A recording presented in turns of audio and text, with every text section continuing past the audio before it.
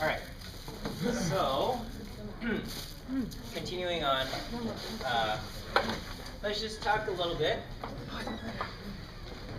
about correlation here, okay? So, what would you estimate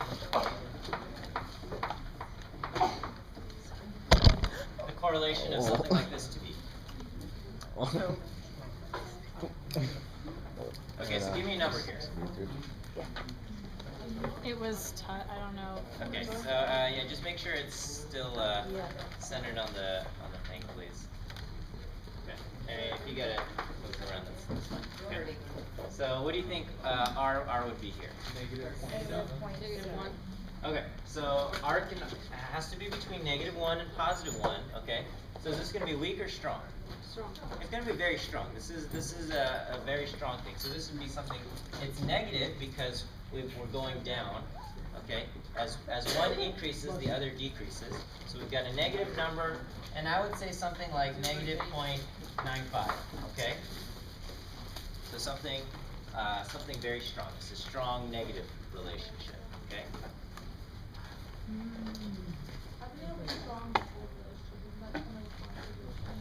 Because relationships are either positive or negative, so that talks about the direction, okay? And but weak or strong is just the strength, okay?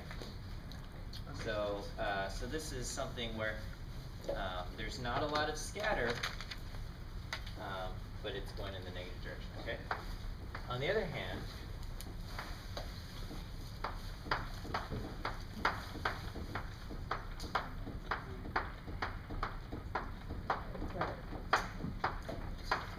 what is something like this? Okay, well let's make it a little bit stronger than 0. But, okay.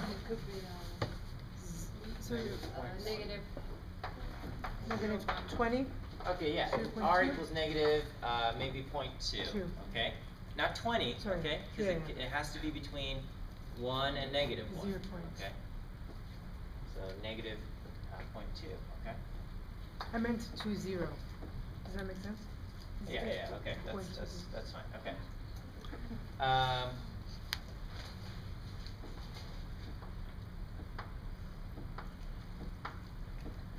What about this?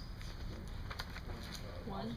Yeah, R equals +1. Okay, just about. If not +1, 0.9999. Okay.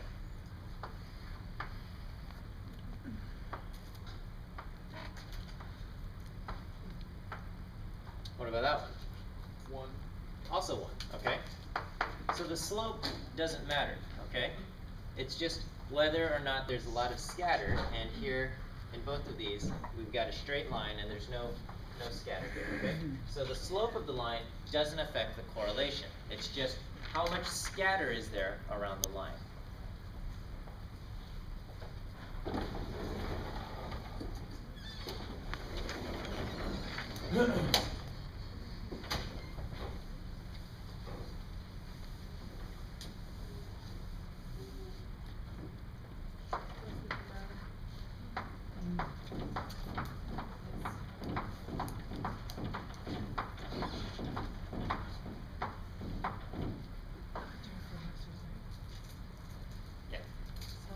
I really don't get how you got those numbers.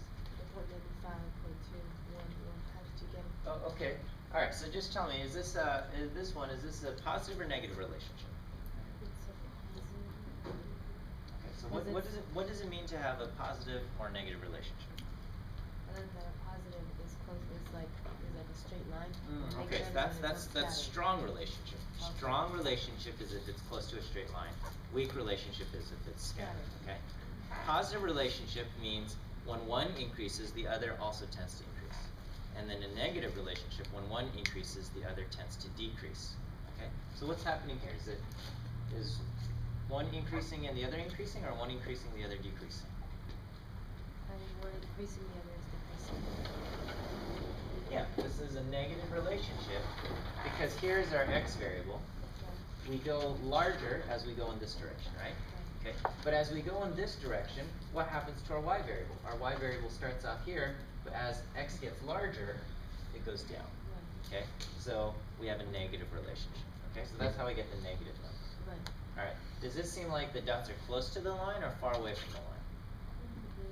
Close to the. They're close to the line, okay? So if they're close to the line, is the number going to be close to 0 or is it going to be close to 1 or negative 1? Yeah, okay. So if it's a strong relationship, it's far away from 0. So here we've got something where it's close to negative 1, negative 0.95, okay? Over here I've got a negative relationship, but it's weak. So it's going to be close to 0. I got negative 0.2. So you just made up these numbers. Yeah. I just made up the numbers, okay? I'm not putting them into a computer and calculating these, okay? But yeah, I'm just making up these numbers, but at least they're in the general ballpark here. Yeah. Okay? So just give me a general ballpark number for something like this. It's gonna be positive. Okay, we got a positive number. It's gonna be positive, and it's gonna. I think it's gonna be 0.2. 0.2. Okay, I'd say there's the dots are pretty close to the line. Okay, so I'd say this is actually a pretty strong relationship. Maybe not as strong as that one, but I'm going to say something, yeah, like 0.8. Okay, practice 0.8. All right.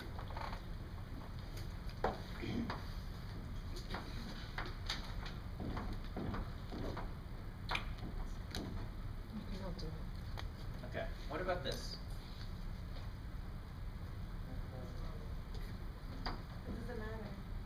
There's no linear, it's not linear. Okay, so you're still going to get a number, okay? Because you do correlation, and it's going to say like, okay, I'm going to try to fit the best straight line possible. And it's going to be something like this. This is kind of like, especially if I don't have any data points down over here, and it just stops right here. It's going to give me, this is going to say, this is kind of the best straight line. This is a crappy situation, but this is the best I can do if you're forcing me to put a straight line through it. And it's probably going to give you something like 0.7 or something, okay? I mean, there's some scatter, but it's not atrocious scattering, okay? But when you see this, okay, so if you had no idea the data looked like this and you just see r equals 0.7, you might think, oh, I've got a moderate relationship or something like that, okay? But then you look at the data and you're like, no, this does not work because this is not a linear relationship.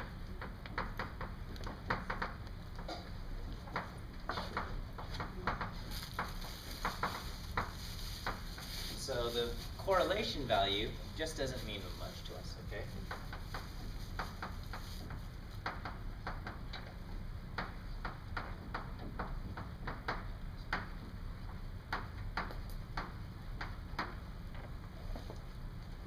Was there a question?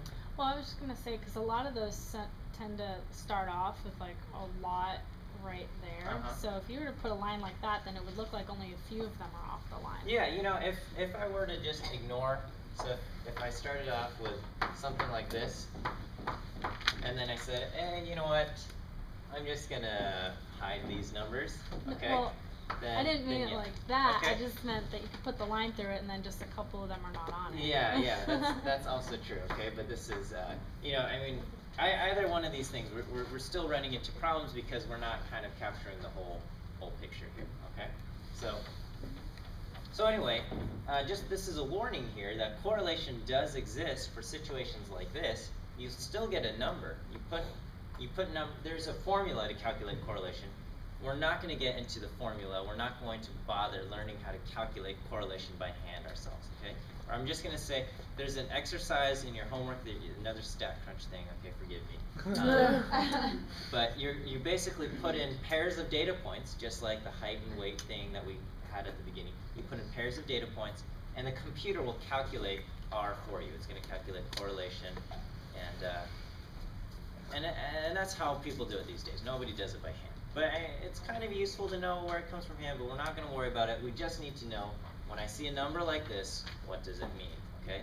And the truth is the number can tell you stuff. You got a positive relationship, negative relationship, strong or weak, but you have to make sure you look at a plot of it to make sure that it is linear. Otherwise, you might be misled by a number, something like this. Where somebody only tells you numbers, it might not be meaningful, right? If somebody says, oh, you know what, in in my graduating, so I went to, so if I say, we've got together at our 10-year reunion from my high school graduation or whatever, and we asked how much does everybody make, and maybe if I told you the mean income was $300,000, okay, you'd be like, wow, that's a lot of money. How does everybody get so rich, okay?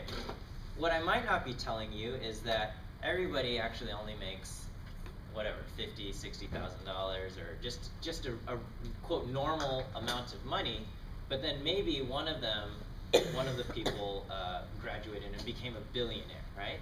And with the with an outlier, the mean is affected, okay? And so the mean might suddenly balloon into this huge number, okay? And so I can tell you some number, like the mean is 300,000, but that doesn't capture the whole picture, okay? And just like this, you can get a single number, like the correlation, but unless you actually see the data, it doesn't tell you the whole picture, and you can be misled when you're only relying on just simple one-number summaries of everything, okay? And that goes through all of life. If somebody only just tells you, here's a single number, make a decision,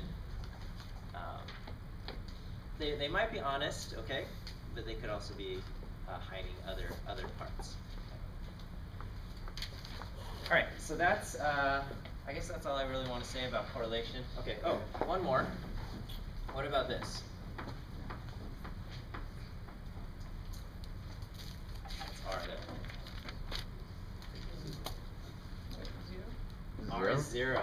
Okay, because it's neither positive nor negative. Even though it looks like a perfectly straight line, okay, it's not going in the positive direction, it's not going in the negative direction. R is 0. Okay.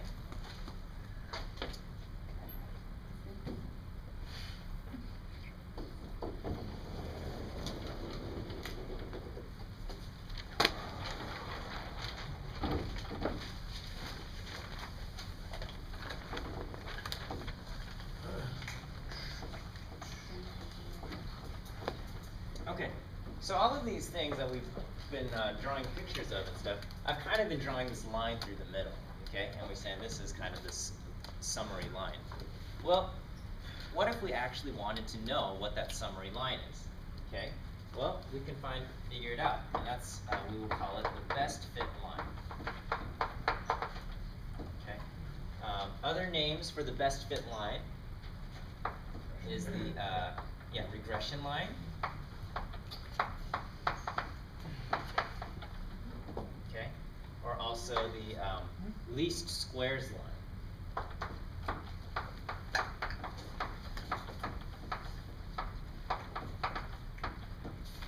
Okay, so we got the regression line, least squares line, best fit line. These are all concepts for the same thing. If you had to summarize the linear relationship with a single straight line, which line would be the best line to use? Okay, and we'll talk about, let's say you've got data points that look like this, okay? Which is going to be the best fit line? Is this going to be the best fit line? Is this going to be the best fit line? Is this going to be the best fit line? Okay, and which of these lines is the one that fits the best? Okay. Well, the one that fits the best, okay, and we won't get into it, but it's the one that minimizes something called a residual, okay? So if you've got dots like this, and I draw a line like this, not all of the dots lie on the line, okay? Actually, hardly any of them do, okay? But, and so we ask, how far is the dot from the line, okay? So for a value, so for a data point, with this particular x value, what does the line say the value should be? The line says, for this particular x value, I should be right here. Okay? And so, but in actuality, the data point says I'm right there. So the difference between where the line says I should be and where I actually am, this is known as the residual.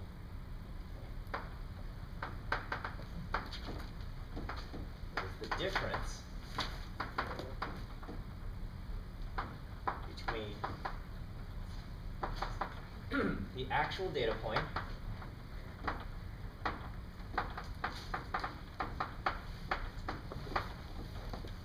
and where the line predicts for that x value. Okay, does that make sense? This vertical distance to the line, that's the residual, okay? And if the actual data point is below the line, we have a negative residual.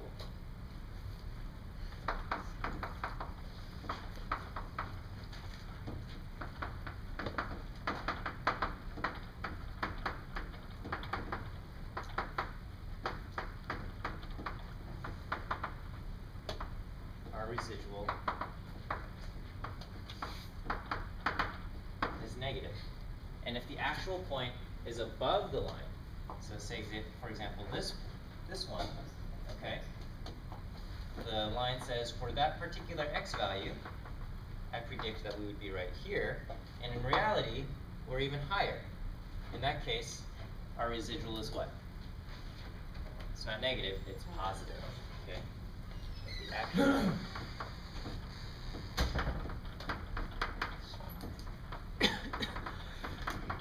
above the line, the residual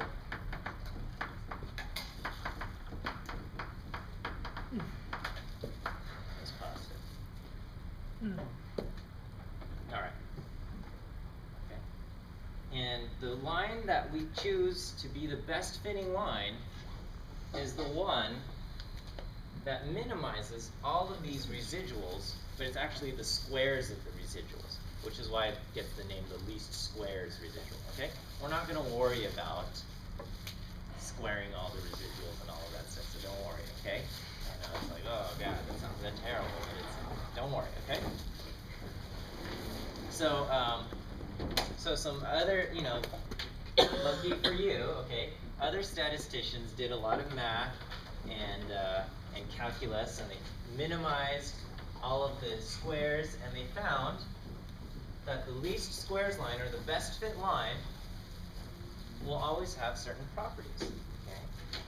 So all we're going to do is we're just going to learn the results of everything that they did. Okay, so we're not going to worry about the complicated math process that gets us there. But we're just going to take the results that they got. Okay? All right, so the best fit line. So think back to algebra. What was the equation of a straight line? Y equals mx plus b. So from algebra, we have y equals mx plus b. Okay, and what was m? This was the slope. Okay, and what was this? Y-axis. Huh? The intercept, okay? Or the y-intercept, okay? What is the slope? What is The incline or decrease, the change in points on a line. Yeah, not the change in direction. Okay, so the incline or decline. alright, so everybody always says rise over run. Okay, and you're saying incline or decline, and what does that mean? Okay, what does it mean if I had a slope of 3? It goes 3 up. Rise over run, yeah. Okay, 3 so we're over saying things 1. like rise over run. Alright? What does that mean? Go up Alright? 3 so over we 1. just say these things, okay? So if my slope was equal to 3, it means I go up 3 Over every 1, time I over go over 1 or something like that. Okay, we'll talk about this, alright? Because this, just to say rise over run is not satisfying to me, alright? Alright, so this is what you said in algebra, okay? In statistics, we still have the kind of the same form here, except we had to change up the letters on you, and I apologize that they did this, okay? I mean, there's a good reason behind it, okay? Yeah, but, so instead of y, we use y hat, okay? So we put a little cap on it, we put a little tent or a roof over this, and this is called y hat, okay? And what the hat means is it's a prediction. It's a prediction. Anytime you see a hat, it's a prediction, okay? The hat means a prediction. Alright, and that's appropriate because when we have our best fit line, okay, our data points are our actual x and y values, okay? What we're saying is that here's this is a real person whose height was 65 inches and weight was 130 pounds. Okay, that's a real person. But according to the line, if somebody was 65 inches, we predict that this person would weigh whatever, 140 pounds or something like that. That's what we are saying here. So what the line tells us is not how much somebody actually weighs, but how much we predict the person to weigh based on their height. Okay, so that's why we put a hat there. Okay, so the y hat means a prediction. Okay, and all we did was we moved the intercept to the front, and we put the letter A there, and then we moved the slope over here, but then we used the letter B for the slope. Okay, so the slope is now B, okay, and the intercept is now A, alright? So A is the intercept,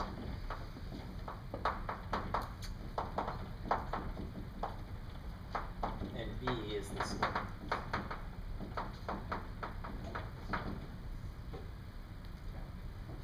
And it's a y hat and not a y. Yes, we have a question. Wouldn't it be the same if it was just y hat equals bx plus a? Yeah, it would be the same, bx plus a. But because of the just the notational convention, so this is so somehow in statistics this trends to put a here first, and then bx. This is what has formed, and so who am I to say that they're all wrong and we're going to do it my way because it makes more sense in terms of algebra, okay? And it actually, the reason why they keep this is because, so here we're only learning linear regression, right? We're only learning straight line relationships. And more complicated or advanced statistics, you learn more advanced things, and you have a whole bunch more terms over here, okay? And it makes sense to put it in this order, okay? So this is a holdover from a more complicated version. When you simplify it, it comes down to this, and we should just go the easy way, but this is what we've got, okay? But it's not too bad, right? You just have to put the slope in front, and it's an A. I mean, sorry, you put the intercept in front, and it's an A, and the slope over here, and it's a B, okay? All right, so these are, this is what you need, okay? The pieces needed to make the best fit line, or the linear regression line, or the least squares line, okay? You need to know x bar. What is x bar? The mean of the x values, okay? So you need to know the mean of the x values. And you also need to know y bar, okay, which is the mean of the y values. You need to know S sub x. What is this? What is S all by itself? Standard deviation. Standard deviation, okay? Standard deviation of x. This is the standard deviation of the x values. What was y? X is the mean and y is the mean. Okay, this is the mean of the y values, okay? So this is mean of the x. This is mean of the y.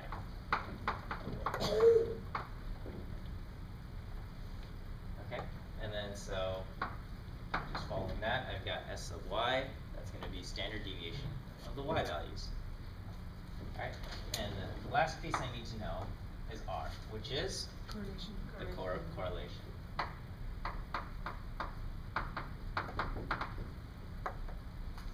Alright, so So once I have those 5 pieces, then I can make the best fit line. I know, just hang in there, alright? Okay, what is B again? B is my slope, alright? And using the pieces that I have, B is going to be R times the standard deviation of Y divided by the standard deviation of X. That's to get B, right? That is to get B. Okay, the slope is equal to R times S of Y divided by S of X.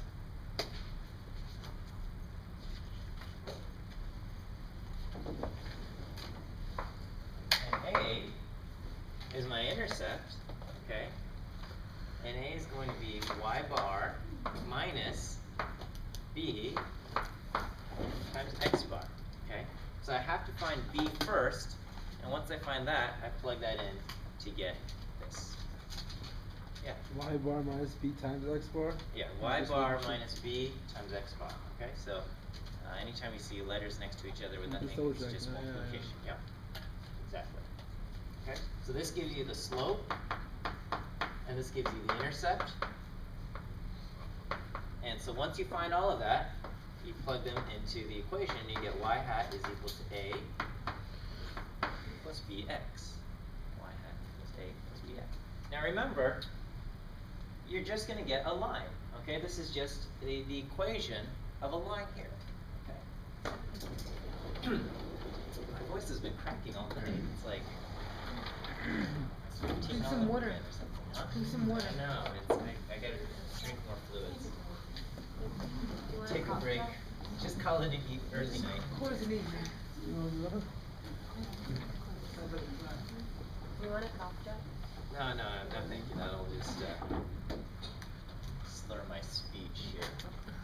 But thank you for the offer. That's nice. Okay. All right. So let's try an example here. Okay.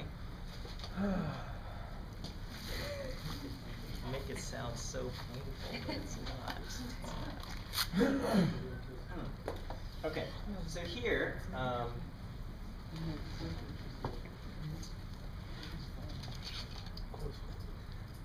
We are going to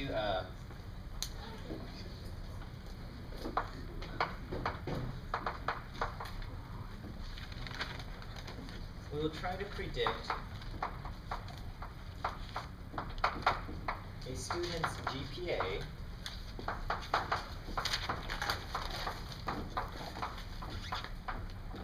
based on his or her SAT math score.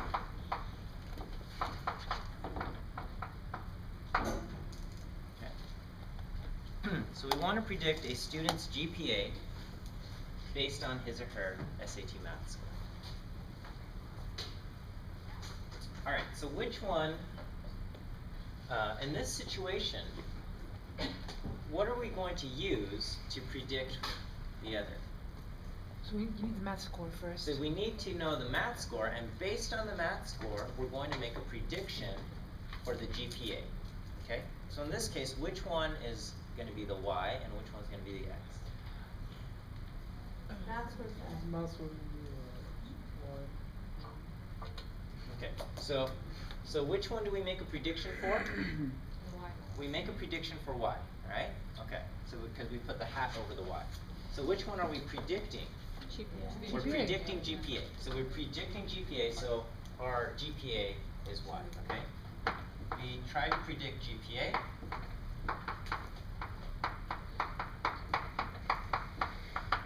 So GPA is our Y. Okay. And that means SAT math score is our X. Okay.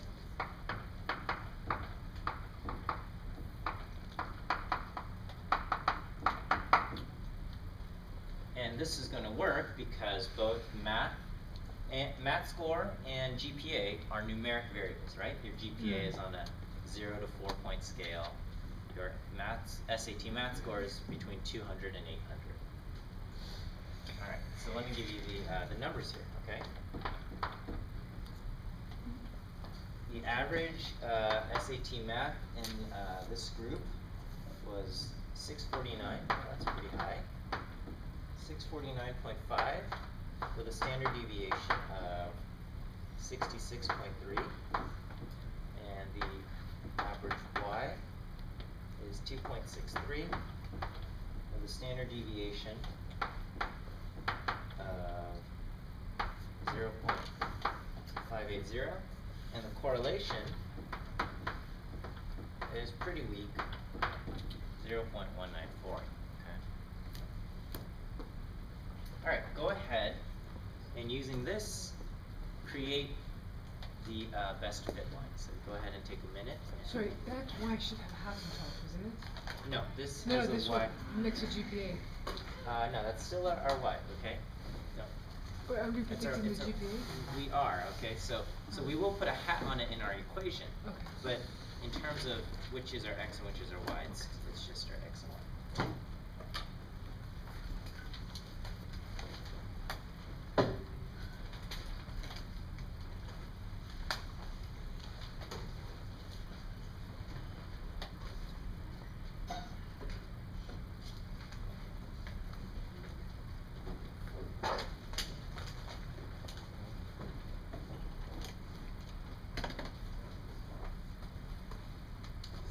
Give me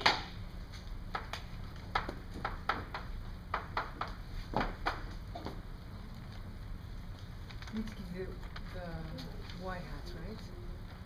We want that answer, the Y hat. You want Y hat, you want no. I mean, just give me the equation of the line. Okay. And how can you? We have to find the A and B X. Yeah, you have to find the a and the b. Yeah.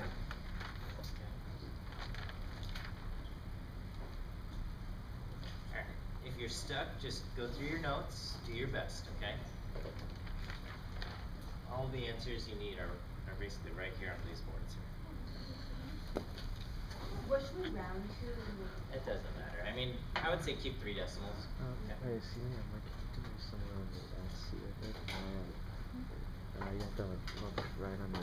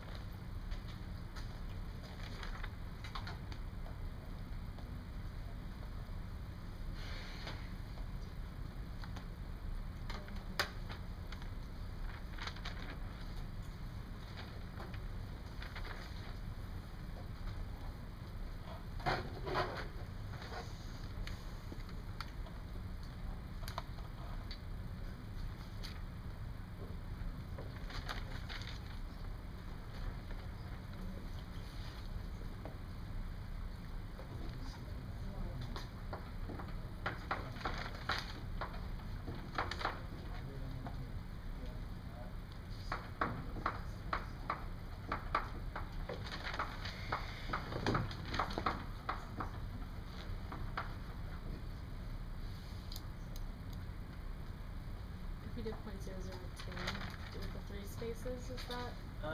Yeah, you know, I would keep an extra decimal, I would say. I know, that's a little, this is a little tough because you get such a small number, so a number like 0.0017 is gonna be a big difference from 0.002. Okay. No, Nearly, hold nearly, on. nearly, nearly. Huh? Oh shoot, I did it wrong. You got it right. Yeah. Wait a minute. Still wrong. These are so to get these. You Did should you get get? 1.53. Oh, you said to get. Let's see now. Yeah. What's the R? R is, it gives you the answer R. That's why I see. You got a number? Okay.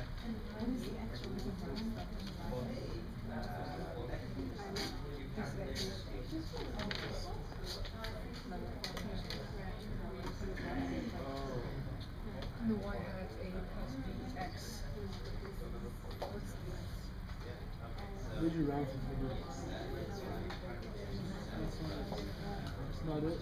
For x, S1 over x. Where'd you get the x from after bx? Yeah, I'm trying to find out Do it about the like that. No one got it 1.53. wrong, but it's like, because your calculator doesn't know the 10 times. So instead, do Well, the x would be unknown. Right? Oh, right. Yeah, so do the division. Well, for at then least the equation, and then you'd have to solve the equation. Did you get A? I got I mean, that multiply. 1.331. What is that, 3? 1.53. How did you even get that? Like, what was the equation for A? It's there because Oh. Alright, so let's go over the answer. You know, I realized that when you guys walked in this classroom, there were a whole bunch of flyers on the seats and stuff, okay? This is, I know, they're still here. I wish that this person, whoever it is, I don't know who this person yeah, the is. guy, I swear. Yeah, I wish he wouldn't do this, okay? Because he's just like creating litter all over my class. And I don't even know him, he hasn't asked me for permission to do something like this. And, you know, I have people that I recommend for tutors. Right. I can't say whether this person is good or bad, okay? I just don't know. I do wish he would talk to me first, and I would just say, no, please don't put your flyers all over my classroom, okay? Okay, so let's so the answer here is 1.53 plus 0.0017 math, okay? So the first step is we gotta figure out our slope, okay? So slope is b, and that is r times s of y over s of x.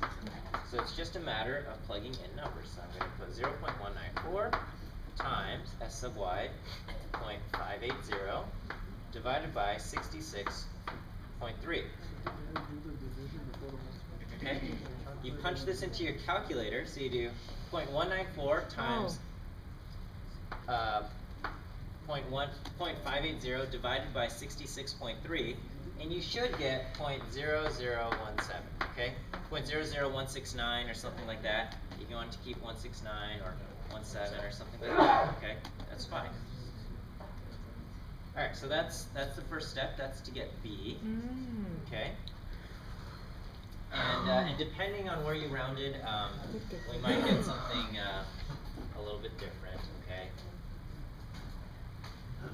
Alright, so A, now that we have B, we can plug in to get A. So we're going to take 2.63, this is y bar, minus, what is B?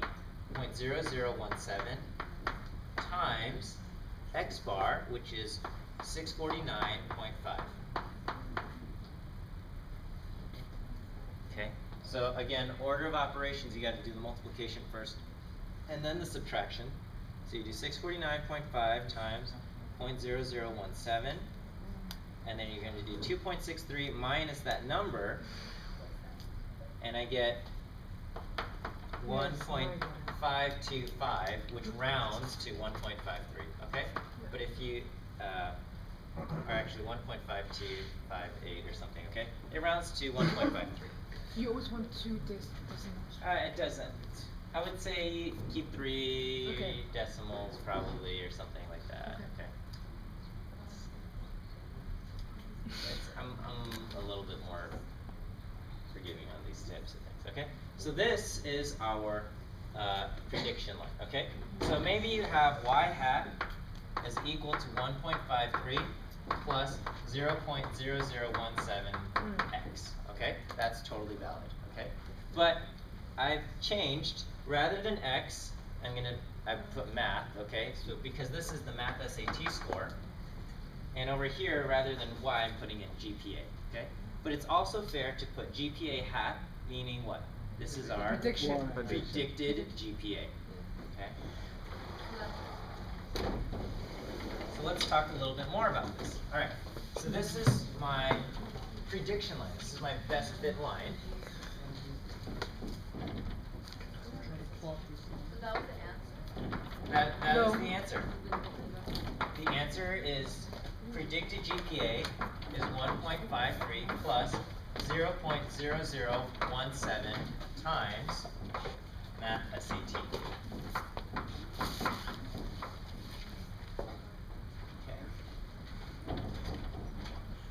And you have to Wait, give us, you have to give, oh sorry. How'd you find the math like over SAT answer? I'm sorry? How'd you find the math over SAT answer? It's not math over SAT, oh, it's but just it's just math SAT. I mean, I could put an X here, but what does X represent? the math score. The math score, the SAT math score. Okay, so I'm just replacing the letter X with what it actually represents, which is basically the SAT math score. All right? Oh, That's all I'm writing here. Okay, this is not some mysterious number here. It's just what does this number represent? It's the SAT math score. Okay. thinking too much. Alright. So, what GPA do we predict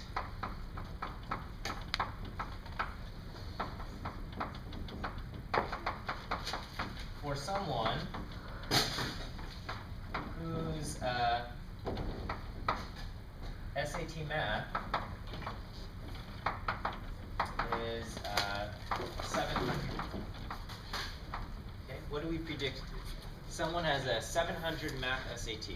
What do we predict this person's GPA to be? Is it out of 700? You times Or 800, I can't remember. You'd Okay, get SAT math is out of 800. It doesn't matter though. Okay, that doesn't matter. plus, But if it was, well, wouldn't it though? Because if it was a 800 SAT score, wouldn't you predict a 4.0 GPA? No. so it's 2.72? 2.7. 2.72 is what I got. Let's see. Because it is a 0.0. 2.72. Oh, if you're just plugging. Okay. Oh, It's okay. kind of a bad So here, idea. so I'm going to do my predicted GPA is going to be 1.53 plus 0.0017 times 700, okay? And here I get 1.19.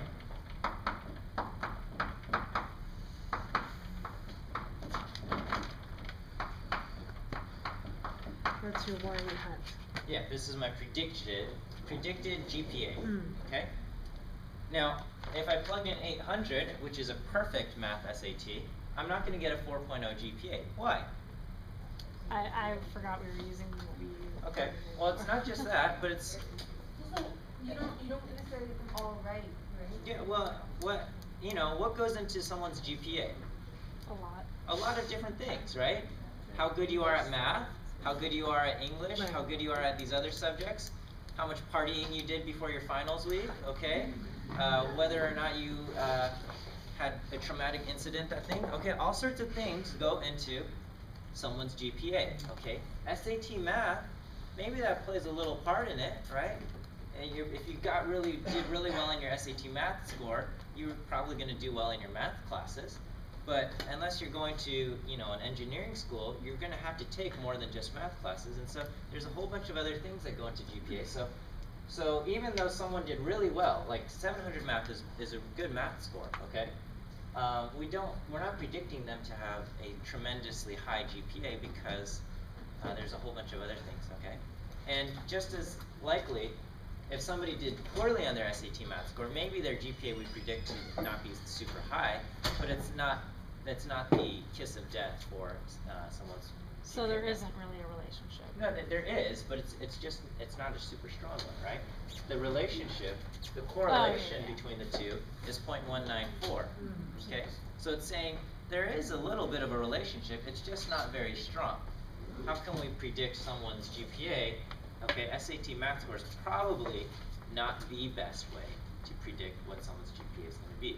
It plays a little bit into it, and in general, people who have higher than average SAT math scores, in general, have a little bit higher than average GPAs, and the opposite is also true, so that's why we have a positive relationship, but there's a lot of other things that go into determining someone's GPA, and that's what we're saying here.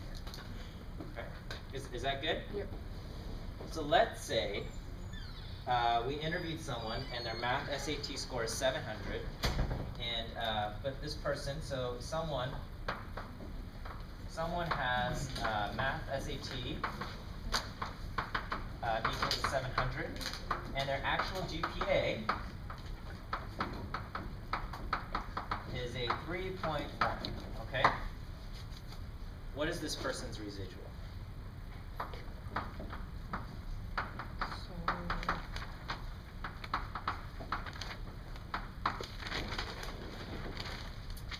So what is the residual? Do you guys remember?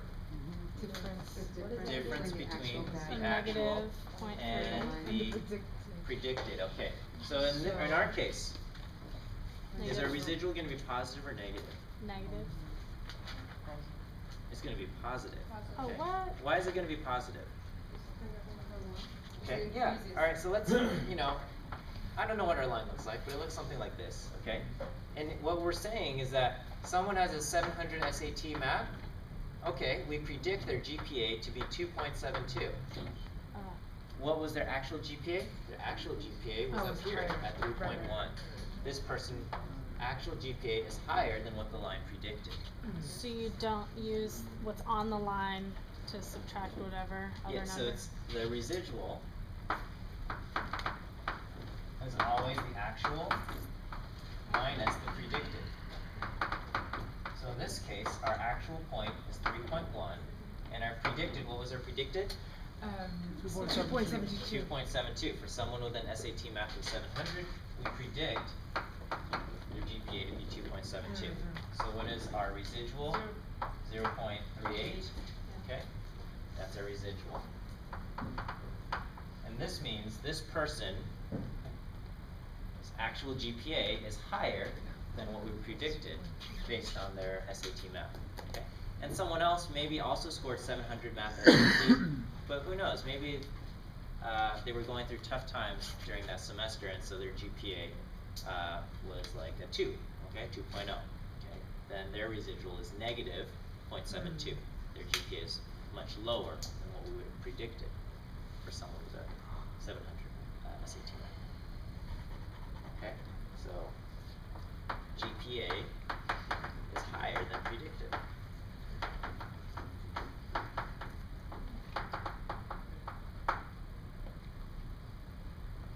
Alright, how's that? Good? Okay, let's talk about the interpretation of the slope, okay? So what was the slope that I calculated in this equation? 1.5. Oh wait, no. Forgot. On the last one that we did? Yeah, I mean just for in our GPA and SAT math problem, what's our slope? 0.0. 0.0017. So my slope is 0.0017. Alright, what does that mean? Okay, and it's in the equation, right? GPA, predicted GPA, so GPA hat is equal to 1.53 plus 0.0017 times math SAT. So that's my slope. What does it mean to have a slope of 0.0017? It's a strange number, but what does this mean? Okay? It's not a spread. How much the y will increase every time? Every time what?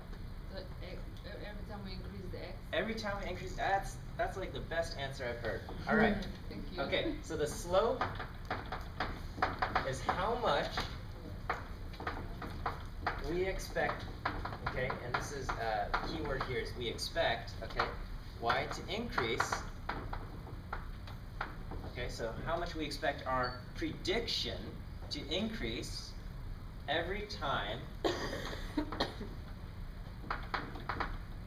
we increase our x by 1. Okay? It's how much we expect our y to increase every time we increase our x by 1. Alright?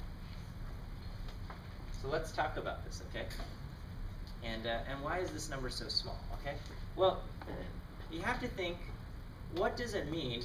So if our math score, if we're looking at our SAT math, okay, an increase of 1 point is not a big deal, okay? In actuality, your SAT math scores, they don't increase by 1 point, they increase by 10 points, right?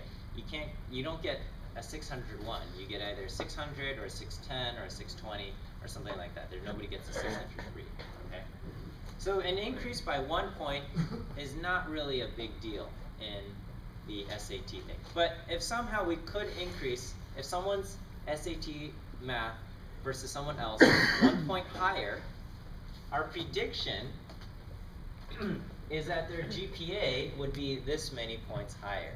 We predict that their GPA to go up by 0.0017 points. Okay, so that's like a tiny, tiny little number here. Okay, so basically, if you compare two people, somebody has a 600 SAT score and somebody has a 610 SAT score, so just 10 points higher on the SAT.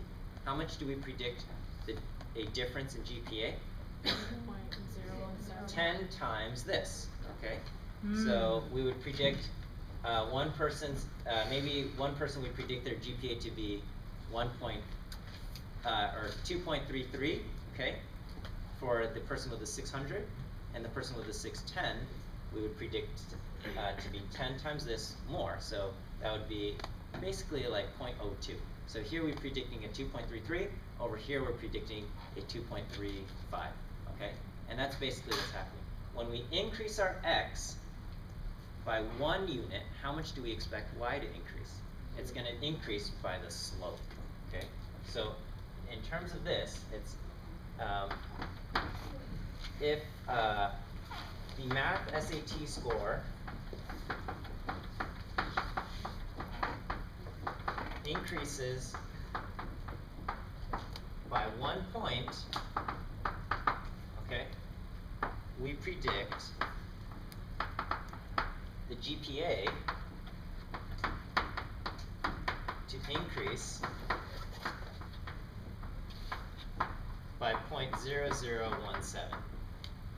Okay, but because this is so, and you have to think of what x is measured in. Okay, so for things like SAT scores, an increase of 1 point, not a huge deal.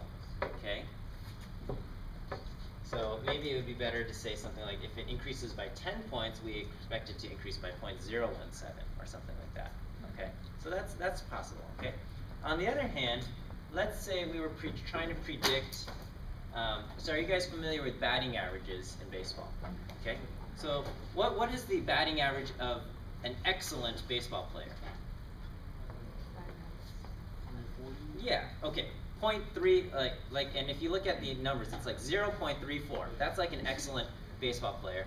And a terrible baseball player, maybe like 0.2 or something, okay? That would be that. So the difference between an excellent baseball player, so excellent is something like 0.340, and poor would be like 0.200, okay? So this is the difference between a multi-million-dollar contract and then just someone who's going to get sent to the, AAAs or something, on that cusp or something, okay? All right, I mean this is better than pitchers and things, but we don't count them. Okay, so if we, so an increase of 1 point in batting average is like tremendous, right? Like it doesn't even make sense to have a batting average over 1. So to talk about an increase of 1 point would be, it would just be phenomenally huge, okay? And so if we were talking about a slope here, the slope, so if we wanted to say, let's predict a baseball player's salary based on their batting average, okay? If you had an increase of 1 point in the batting average, the salary would probably increase by like 100 million or something ridiculous that just doesn't make sense because it doesn't even make sense to increase a batting average by 1 full point. So you have to think of what is x measured in and what does it mean to increase x by 1, okay? So with batting averages, an increase of 1 in x is tremendous. But when it's talking about SAT scores, an increase of 1 is hardly anything, okay? All right, is that okay? But overall, this concept will always hold true. The slope is how much we expect our prediction to increase every time we increase our x by 1. Okay, by 1, whatever we're measuring. All right, let's talk about the intercept.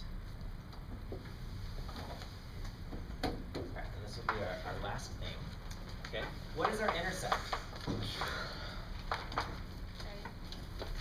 Our intercept is A, which in this case was 1.53.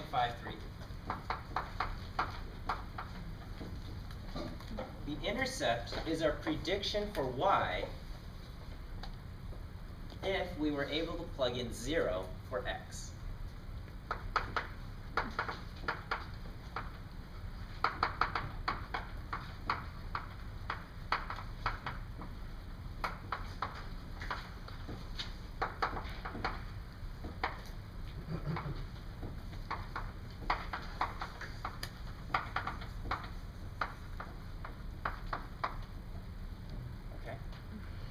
So, if it were possible to get a 0 on your math SAT score, okay, if somebody gets a 0 on their math SAT score, we predict their GPA to be 1.53.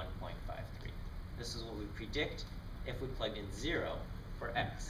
Now, it doesn't make sense to plug in 0 for X because it's actually impossible to get a 0 on your math SAT, okay? And maybe we come up with a, you can imagine, let's say we made a regression line for predicting someone's height based on their weight. I mean, someone's weight based on their height, okay? And it would be something like this. It would be weight, predicted weight, and I'm totally making up numbers, so don't quote me on this. Maybe is,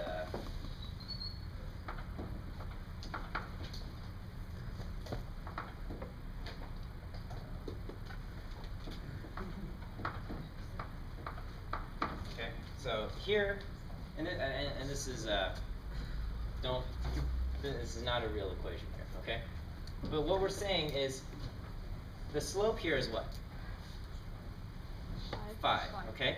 And let's say height is measured in inches and weight is measured in pounds. What does the interpretation of the slope here mean?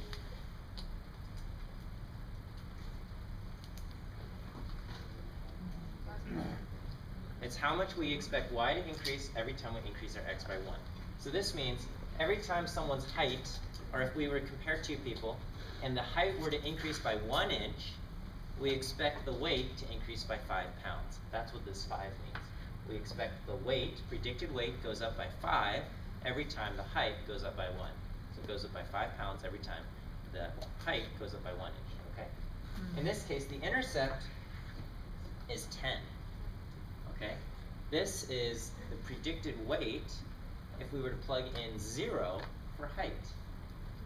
Can anyone have a height of 0? No. No, it's impossible. Okay, it's impossible to have someone with a height of 0. Okay, and then unless we're talking about, you know, people in the womb, you don't have anybody with a height of less than like 10 inches or something. You know, like, or I mean maybe. Like anybody, okay. Or unless unless you're talking about somebody that is like one-dimensional from flat to top. Yeah, I mean that doesn't even make sense. Okay.